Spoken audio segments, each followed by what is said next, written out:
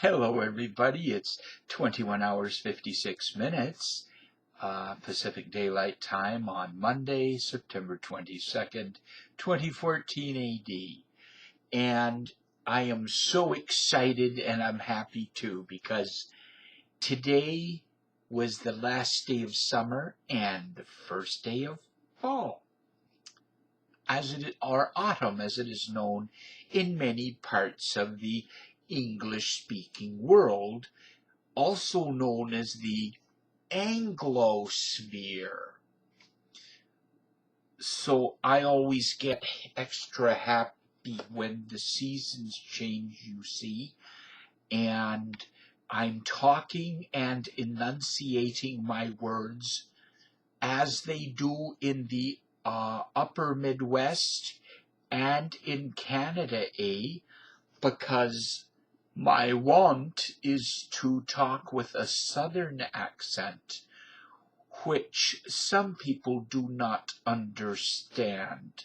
You might say it is the opposite of the Midwestern / Canadian accent, which I think it takes more energy. There's more work being done to speak with the upper Midwest accent because my theory is the temperature. In the South, it gets so hot and humid that people just, when the English landed in Virginia, you see, over the years the heat got to them and they'd slow down and they'd just start talking like this, you know what I mean?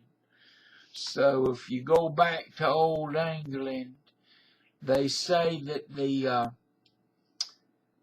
Virginia dialects of the ancestors of the original English settlers, who settled primarily in Tidewater and the Piedmont sections of Virginia, the Commonwealth of Virginia, resembles most closely, I'm told, that of southwest England, but I'll have to do more research on that one. Now, but then you get to the upper Midwest, which was settled, of course, by people, Americans of English descent, Scottish, Welsh, and Irish, but many, many Germanic people came as well from Germany and Sweden and Norwegians and maybe some Danish around.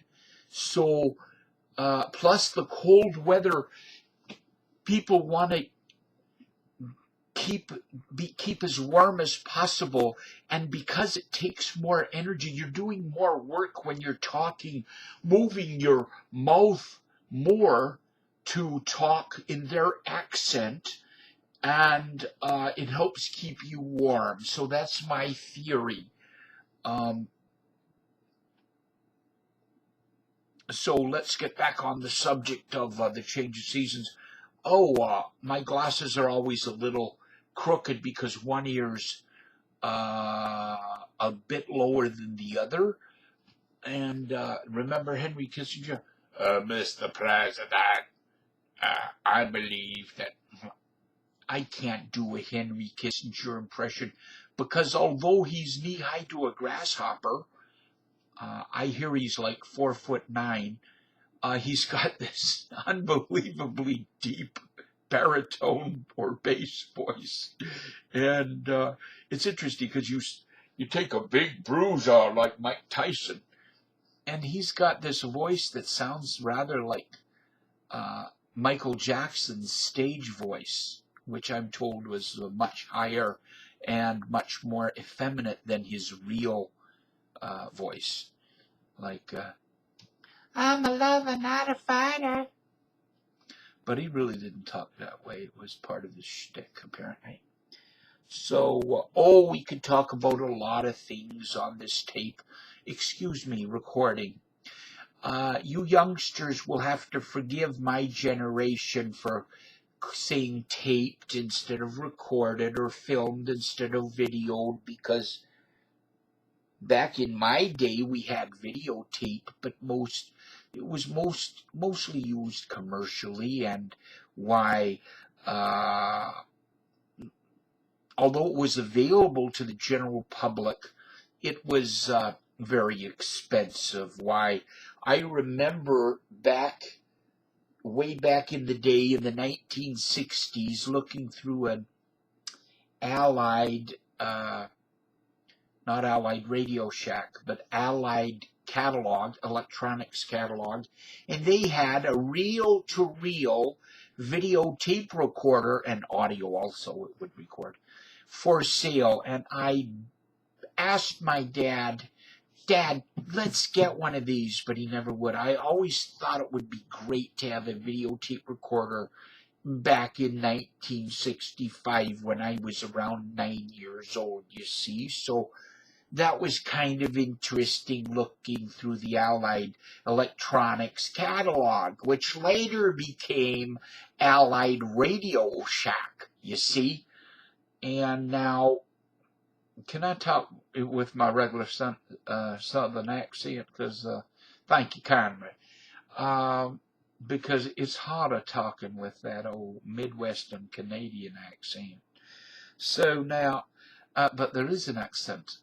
British accents are also least amount of, which accent of the English language, which dialect thereof, requires the least amount of work, mouth energy, in order to communicate intelligibly, or should I say, understandably,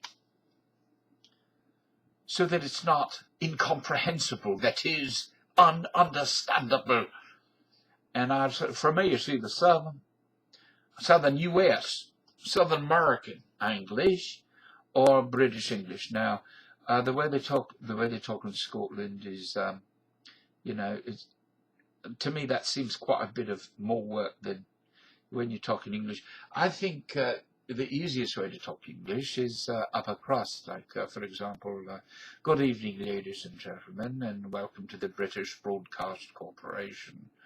Here's one of the most remarkable things about the unique relationship between the United Kingdom of Great Britain and Northern Ireland and the United States of America is the fact that we are separated by a common language. So it's very easy to talk that way. But it's also one of my favorite American accents, one of my favorite accents of the Anglosphere is Pennsylvania Dutch. Now, I'm talking about Pennsylvania Dutch English language, in other words, the way they pronounce Pennsylvania Dutch. I'm told these days that it's much less pronounced than it was when I was coming up back in the 1960s.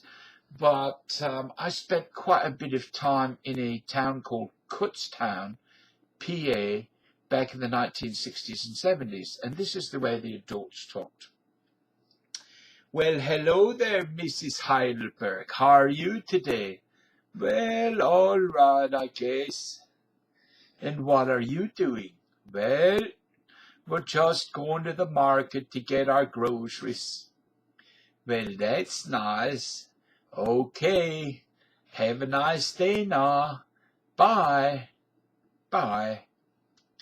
So it was very interesting indeed to having been exposed to the Pennsylvania Dutch at such a young age. And I was so much impressed, although I only lived in Pennsylvania Dutch country as a child for less than a year, little less than a year, I was intrigued. So, excuse me. So what I did, when I got to high school, I decided to study German. And then afterwards, I basically taught myself Pennsylvania Dutch.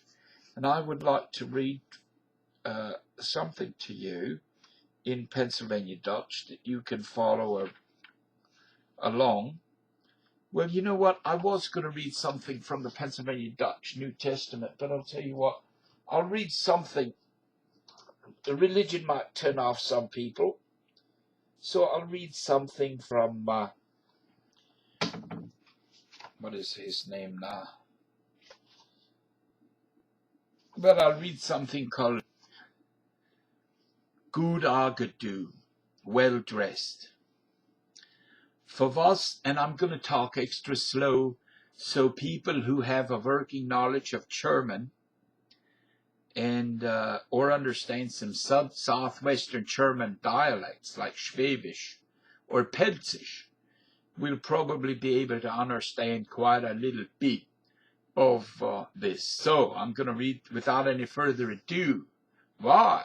I'm going to read this now in Pennsylvania Dutch. Good Argedu.